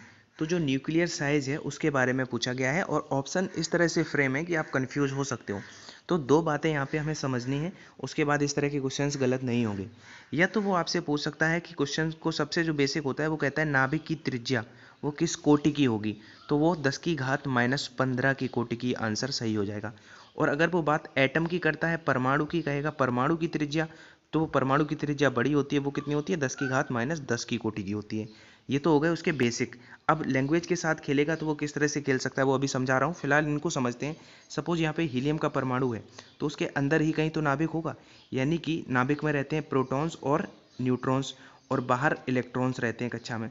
तो आपको दिख रहा है कि अगर इसकी रेडियस देखें और इस पूरे की रेडियस देखें तो नाभिक की छोटी होगी, और नेगेटिव में जो छोटा दिखता है वो बड़ा होता है, जो बड़ा दिखता है वो छोटा होता है। इससे कंफ्यूज नहीं होना, ये दो आप एकदम से याद रखना, क्योंकि दोनों ही क्वेश्चंस रिपीटेड है। परमाणु की त्रिज्या पूछे तो 10⁻⁻10। अब यहाँ पे उसने कंफ्यूज कर दिया आपको ऐसे ऑप्शन देके। अब मैं आपको समझा दूं कि जो फर्मी होता है वो 10⁻1 फर्मी बराबर 10⁻⁻15 मीटर होता है, और एंगस्ट्राम होता है 10⁻10 मीटर होता है। और यहाँ पे न्यूटन की बात करें तो न्यूटन में भी कई बार पूछा जाता है, 1 न्यूटन और डाइन में जो रिलेशनशिप होता है वो पूछा जाता है। 1 न्यूटन बराबर होता है 10⁵ डाइन। ठीक है। ये डाइन जो है वो जो फोर्स का CGS मात्रक है। ठीक है। और जैसे कि याद आ रहा है मुझे, एक जूल बराबर, जो जूल होता है वो MKS मात्रक होता है, वो होता है 10�7 अर्ग। तो ये क्वेश्चंस आपके डिफेंस एग्जाम्स के फेवरेट हैं, तो इनमें से क्वेश्चंस कुछ भी निकल सकते हैं। अभी मैंने नाभिक के साइज की बात करी, अगर यहाँ पे सपोज यहाँ पे न्यूक्लियर की जगह पे आपको एटम देता, देन आंसर आपका एंगस्ट्रॉम सही हो जाता, क्योंकि उसकी 10⁻⁻10 की कोटि का होता है। यहाँ पे एक चीज़ मिस हो रही है, वो भी आपको पता होनी चाहिए कि 1 नैनोमीटर बराबर होता है 10⁻⁹ मीटर। बेसिकली ये क्या है कि ये बहुत छोटे छोटे मात्रक हैं लंबाई के, और बड़े मात्रकों में आ जाते हैं, जैसे कि 1 एस्ट्रोनॉमिकल यूनिट या 1 लाइट ईयर प्रकाश वर्ष, जिस पे बहुत क्वेश्चन बनता है। वो कहेगा कि प्रकाश वर्ष किसका मात्रक है, तो वर्ष देख के क्या होता है, कंफ्यूज नहीं होना कि टाइम मत कर देना। लाइट ईयर भी डिस्टेंस का ही मात्रक होता है, और कई बार पारसेक में और लाइट ईयर में कंपैरिजन कराएगा कि कौन सा स्मॉलर है। तो उसके लिए आपको कुछ बेसिक चीज़ें समझनी पड़ेंगी, फिर आप वो गलत नहीं करोगे। जैसे कि आपका जो वो होता है एक पारसेक, ये रिलेशन याद रखना है। लंबाई का सबसे बड़ा मात्रक पारसेक होता है, वो होता है 3.26 प्रकाश वर्ष। अब यहाँ से आप समझ सकते हो, जब प्रकाश वर्ष की 3 लेंगे और तब एक पारसेक बनता है। लेकिन प्रकाश वर्ष भी पता होना चाहिए। एक लाइट ईयर जो होता है वो वैसे ये होता क्या है, डिस्टेंस होता है। डिस्टेंस होता है कि क्या होता है डिस्टेंस का फॉर्मूला, होता है टाइम, चाल बराबर दूरी बटे समय। तो ये टाइम इंटू चाल हो जाएगा। तो प्रकाश की चाल होती है 3 × 10⁸, और समय 300, एक साल में 365। ईयर का मतलब ये 1 ईयर कंसीडर कर रहे हैं, और इसमें 24, प्रत्येक दिन में 24 घंटे, 1 घंटे में 60 मिनट, 60 मिनट में 60 सेकंड। जब इनको फर्दर हम कैलकुलेट पूरा करेंगे तो हमें जो एक लाइट ईयर बराबर मिलेगा, यहाँ पे लिख लेते हैं, वो भी रिजल्ट याद रखना। एक लाइट ईयर बराबर होता है 9.46 गुणा 10 की घात 15 मीटर, ठीक है। और वो मैंने बता ही दिया कि 1 पारसेक बराबर 3 गुणा 10 3.26 लाइट ईयर, ठीक है। तो ये रिलेशन याद रखना। और एक एस्ट्रोनॉमिकल यूनिट, एक खगोलीय मात्रक, जो खगोलीय वो होता है 1.4 गुणा 10 की घात 11 मीटर। तो जितनी भी बातें मैं बता रहा हूँ उनको आपको सभी को लिखते चलना है, क्योंकि कुछ पता नहीं है कि कौन सा मेरे द्वारा बताया हुआ कौन सा आपको जो क्वेश्चन है वो इनडायरेक्टली वहाँ पे मिल जाए। कोई भी अननेसेसरी बात मैं नहीं करता हूँ, जो भी बताता हूँ एकदम रिलेवेंट बातें करता हूँ, तो इसलिए आपको इन सब पे फोकस करना है, ठीक है, क्योंकि इनसे ही क्वेश्चंस निकल के आएंगे। कोई व्यक्ति किस स्थिति में अधिकतम दाब डालता है, मतलब ये देखो क्वेश्चन क्या है कि इस तरह से हो सकता है। वैसे पहले इसका कॉन्सेप्ट समझते हैं, फिर आपको बता रहा हूँ कि कितने तरह से वो आपसे क्वेश्चन पूछ सकता है, ठीक है। तो वेट जो होता है वो डिपेंड करता है सरफेस पे, ठीक है। अब क्या है कि यहाँ पे सपोज ये सिटिंग पोजीशन है, तो कोई बंदा सिट मतलब बैठा है, खड़ा हुआ है तो खड़ा है, लाइंग मतलब पड़ा हुआ है। तो इसमें हम समझें कि यहाँ पे जो सरफेस एरिया है, लेटे वाले में सरफेस एरिया सबसे ज़्यादा कवर हो रहा होगा, यानी कि सबसे ज़्यादा, ठीक है। और कंपैरिजन टू सिटिंग वाले में उससे कम, और सबसे कम जो है स्टैंडिंग में, उसमें केवल 2 पैर ही आ रहे होंगे, ठीक है। अब केवल पैर तो इसमें हमें इन तरह के क्वेश्चंस में हमें केवल इस पे फोकस करना है कि किसमें क्रॉस सेक्शन एरिया है, यानी कि सरफेस है वो सबसे कम हो रहा है। क्योंकि जितना सरफेस, वो डिस्ट्रीब्यूशन जो वेट का डिस्ट्रीब्यूशन होता है वो इक्वली हो जाता है उनके एरिया में। तो बस हमें इस पे फोकस करना है कि किसका एरिया सबसे कम है। तो स्टैंडिंग पोजीशन में अब इस पे क्या है कि अभी मैंने बताया था कि कैसे फ्रेम होता है क्वेश्चन कई बार इसके अलावा भी एक ऑप्शन फ्रेम होगा। स्टैंडिंग पोजीशन में भी कहेगा कि पैर के एक अंगूठे पे खड़ा है, तो उसमें सबसे, तो फिर उसको प्रायोरिटी उस ऑप्शन को देंगे, क्योंकि एक अंगूठे का मतलब केवल जो सरफेस एरिया है वो इतना ही हो रहा है, यानी कि उसी पे पूरा वेट डिस्ट्रीब्यूट होना है। और पड़े हुए में तो बहुत थोड़ा थोड़ा वो हो जाएगा, ठीक है। तो आई होप आपको समझ में आया होगा कि इस तरह के क्वेश्चंस अगर आ जाएं। और जो लिफ्ट वाला क्वेश्चन आता है वो भी बहुत पूछा जाता है। आई होप आपको क्लियर होगा कि अगर एक समान त्वरण से लिफ्ट ऊपर जा रही है या नीचे आ रही है तो किस सिचुएशन में वेट कम ज़्यादा होगा। तो आप प्लेलिस्ट में जाके अच्छे से इन चीज़ों को रिवाइज करो। नेक्स्ट क्वेश्चन है, what is the average power required to lift a mass of 100 kg to height of 50 metre in 50 second. Question क्या है कि एक वजन है 100 किलोग्राम का, ठीक है, कोई भार है 100 kg का, 100 kg का, उसको हमें 50 मीटर तक ले जाना है और टाइम है 50 सेकेंड में ही। यहाँ पॉइंट ए से पॉइंट बी तक हमें 50 सेकेंड टाइम दिया गया है, इतने में हमें ले जाना है 50 मीटर की हाइट तक, इतना वजन। तो हमसे पूछ रहा है कि कितना पावर चाहिए हमें, कितना औसत जो है पावर का मतलब क्या होता है, शक्ति चाहिए। तो इस तरह के क्वेश्चन के लिए हो सकता है यहाँ पे वेट अलग हो, हाइट अलग हो, टाइम अलग हो, लेकिन ये तीनों चीज़ें दी जाएं और पावर पूछा जाए तो बेसिकली जो पावर हमें चाहिए होगा वो क्या, कोई अगर यहाँ पे 100 किलोग्राम का है तो वो रेस्ट में है, उसमें क्या है, पोटेंशियल एनर्जी है। तो जो पोटेंशियल एनर्जी में चेंज करना पड़ेगा वही तो पावर होगा, यानी कि चेंज इन पोटेंशियल एनर्जी, यानी कि mgh। केवल कई क्या करते हैं, केवल mgh का फॉर्मूला लगा देते हैं इस तरह के क्वेश्चन में, लेकिन चेंज इन पोटेंशियल एनर्जी याद रखना, तो यहाँ पे बटे टी भी करना रहता है बस, ठीक है। क्वेश्चन इजी है, लेकिन अगर आपने इस तरह से नहीं किया है बिफोर एग्जाम तो आप शायद गलत कर दो। मास का मतलब, मास कितना था, 100 kg जी। जहाँ पे ग्रेविटी की वैल्यू ना दे रखी हो क्वेश्चन में वहाँ पे हमेशा 9.8 कंसीडर करना है, ठीक है। एच का मतलब 50 तक ले जाना है, बटे टाइम कितना, 50 सेकंड में, तो ये 50 से 50 कट गया, और 100 में 98 से गुणा करेंगे तो 980 आएगा। और इसका मात्रक भी अगर हम पूछना चाहें आपसे तो क्या हो जाएगा, जूल पर सेकेंड, ठीक है, क्या हो जाएगा, जूल पर सेकेंड, क्योंकि ऊपर एक एनर्जी और नीचे टाइम के वो कर रहे हैं, तो फिर जूल पर second. Here next question is the numerical ratio of displacement to the distance for a moving object. देखो बहुत अच्छा क्वेश्चन है, इस तरह के क्वेश्चंस पूछे जाते हैं। देखो सबसे पहले तो बिफोर दिस क्वेश्चन मैं इसका एक बता दूं कि आपसे कहेगा, सबसे पहले तो आपको पता होना चाहिए कि विस्थापन और ध्वनि में डिफरेंस क्या होता है। तो आपको बिल्कुल सिंपल भाषा में मैं समझाऊं, एकदम सरल भाषा में, तो डिस्प्लेसमेंट होता है जो shortest, suppose short trick question के लिए आपको एक होता है बेसिक, एक होता है शॉर्ट ट्रिक। तो विस्थापन एक तरह की शॉर्ट ट्रिक है। सपोज यहाँ से ए है और यहाँ पे बी है, हमें ए से बी तक जाना है, ठीक है। तो एक रास्ता है कि हम ए से बी तक ऐसे जाएं, ठीक है, और एक उसका शॉर्ट ट्रिक क्या है कि हम सीधा सीधा यहाँ से चला जाएं। तो जो शॉर्टेस्ट डिस्टेंस होती है वही डिस्प्लेसमेंट होता है। इस पे कैसे क्वेश्चन आता है, सर्कुलर का क्वेश्चन एक पूछा जाता है, समझ लेते हैं। एक आर रेडियस है, एक सर्कुलर है, तो वो कहेगा उसके पॉइंट ए से या तो फिगर देगा या कहेगा सेमी सर्कल पूरा करने में डिस्प्लेसमेंट कितना होगा, विस्थापन कितना होगा। तो सेमी सर्कल का मतलब अर्धवृत्त। तो पॉइंट ए से पॉइंट बी तक अगर वो जा रहा है तो नो डाउट जो आपका डिस्टेंस होगी वो कितनी होगी, पूरा 2πr होता है वो πr होगी, लेकिन जो डिस्प्लेसमेंट होगा वो r और r कितना होता है, 2r होता है, याद रखना। और डिस्प्लेसमेंट जीरो भी हो सकता है लेकिन डिस्टेंस कभी जीरो नहीं हो सकती, इस पर भी क्वेश्चन आते हैं। तो क्योंकि यहाँ से ए से अगर बी फिर से यहाँ पे आ गया तो ठीक है, तो विस्थापन कितना हुआ, एक सर्कुलर पूरा करने में विस्थापन तो जीरो हुआ क्योंकि यहाँ से यहीं पे आ गया। तो शॉर्टेज, अब इसमें इस क्वेश्चन का क्या मतलब है, कैसे ये क्वेश्चन फ्रेम किया गया। तो एक चीज़ हमेशा याद रखना कि दूरी हमेशा बड़ी होगी विस्थापन से। अगर आप इसमें कंफ्यूज हो जाया करो तो याद रख लेना, जैसे इस पॉइंट पे ए है और ये बी है, यहाँ से ए बी तक की दूरी तो πr है लेकिन विस्थापन 2r है। पाई का मान होता है 3.14, तो लगभग ये 3r है और ये 2r है, तो विस्थापन कम होता है और दूरी हमेशा बड़ी होती है, याद रखना। तो अगर कोई चीज़ बड़ी है और वो चीज़ नीचे रहेगी, क्योंकि विस्थापन डिस्प्लेसमेंट और डिस्टेंस का हमें वो बताना है, डिस्टेंस का रेशियो। तो जो छोटी वाली चीज़, विस्थापन हमेशा दूरी से बड़ा होगा, छोटा होगा। तो डिस्प्लेसमेंट ऊपर है मतलब छोटी वाली चीज़ नीचे ऊपर है, तो ये इसके इक्वल तो हो सकता है, तो 1 तो हो सकता है लेकिन 1 से बड़ा नहीं हो सकता। सपोज यहाँ पे 5 लिखा है, यहाँ पे हमेशा उससे अगर हम छोटा बड़ा लिखेंगे, सपोज 10 लिखेंगे या 12 लिखेंगे तो या 5 भी लिख सकते हैं, तो इसका मान कभी कभी 1 तो आ जाएगा लेकिन 1 से बड़ा नहीं हो सकता है। 1 से बड़ा होने के लिए यहाँ पे 2 या 2.5 यानी कि ये छोटा करना पड़ेगा। तो आई होप आपको समझ में आ रहा होगा।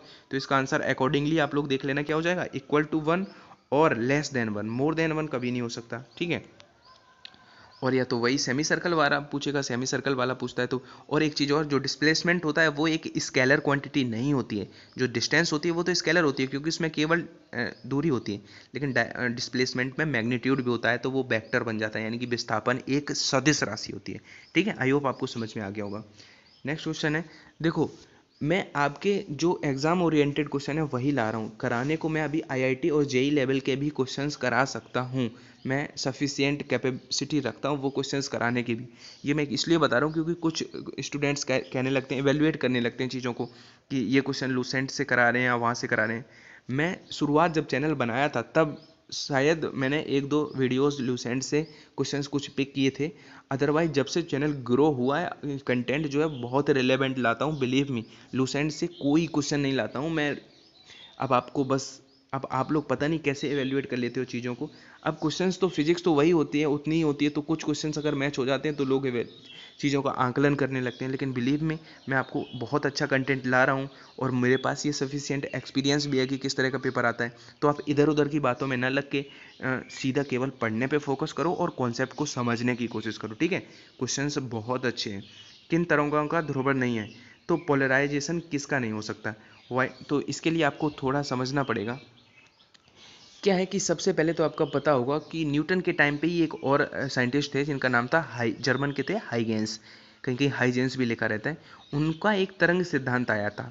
तो सबसे पहले तो यही पूछा जाएगा कि जो हाइगेंस का तरंग सिद्धांत है वो किसकी पुष्टि नहीं कर सका, तो वो ध्रुवण नहीं कर सका, तभी ध्रुवण। फिर उसके बाद साइंटिस्ट आए, देखो क्या रहता है फिजिक्स में आते रहते हैं अपनी अपनी नई नई खोजें लेके। फिर उसके बाद एक यंग आए थे 1807 में, यंग के बाद फ्रेनल आए, तब उनने कड़िका सिंह डुअल नेचर ऑफ लाइट, वो सारी बातें आपको पता होंगी।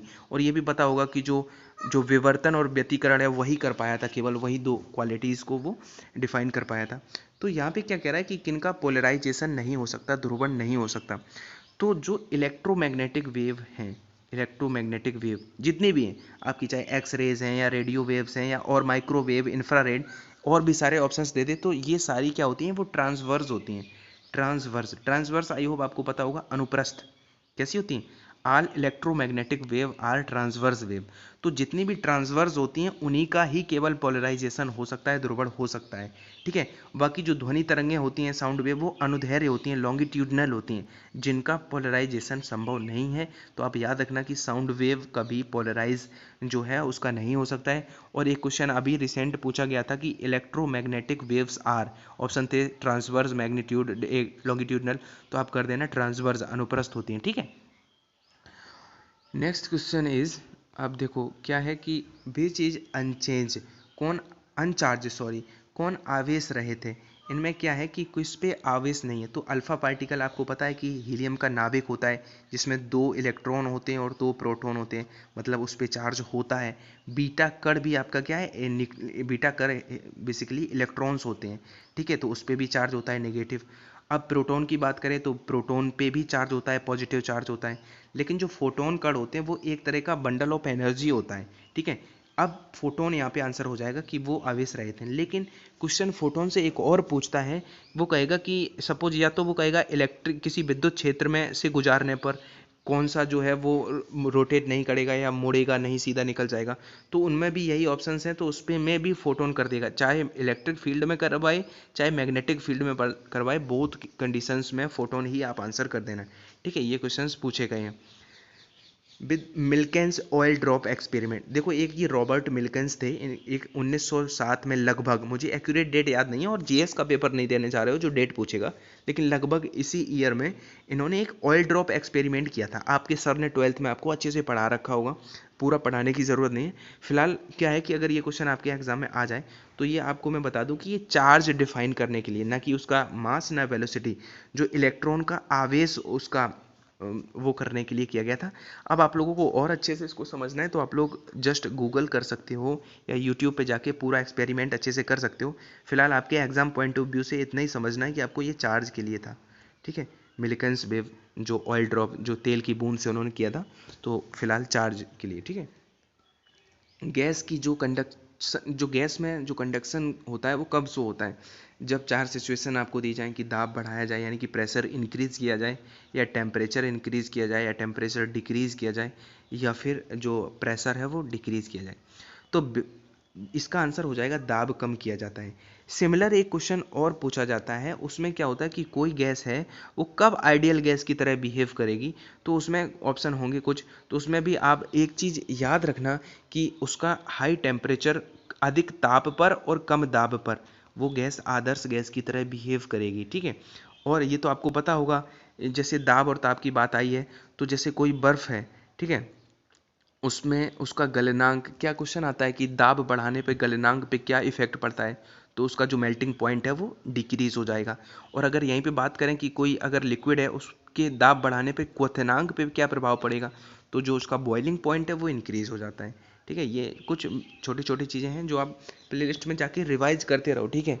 ये नहीं है कि नए वीडियोज़ नहीं आ पा रहे हैं, तो थोड़ा मैं अनवेल फील कर रहा हूँ, तबीयत सही नहीं है, इसलिए मैं अच्छी तरह से नहीं आ पा रहा हूँ, लेकिन जो है उस चैनल पे उससे ही रिवीजन करते रहो। नेक्स्ट है, कांच का एक कनकेव लेंस है, उसको पानी में डुबोएं तो क्या हो जाता है। वैसे कनकेव की क्या प्रॉपर्टी होती है, वो क्या करता है, ये सबसे पहले तो आपको पता होना चाहिए कि वो चीज़ों को डाइवर्ज करता है। जैसे आई लेंस की बात करें, कई बार पूछेगा कि जो आई लेंस है वो कैसा होता है, तो वो कन्वेक्स होता है। आई लेंस कैसा होता है, उत्तल होता है। आपसे कहेगा कि मानव नेत्र कैसा लेंस होता है, सबसे फर्स्ट थिंग आप याद रखना कि वो उत्तल लेंस होता है, यानी कि वो कन्वर्ज करता है। कन्वर्ज का मतलब एक पॉइंट पे फोकस, तभी तो हम देख पाते हैं, फोकस बनाता है, चीज़ों को कन्वर्ज करता है। और जो अवतल लेंस होता है वो डाइवर्ज करता है। और कभी भी अगर आपसे पूछ दे कि एक अवतल लेंस है वो पानी में डालें, तो उसका जो वो कम डाइवर्ज कर पाएगा।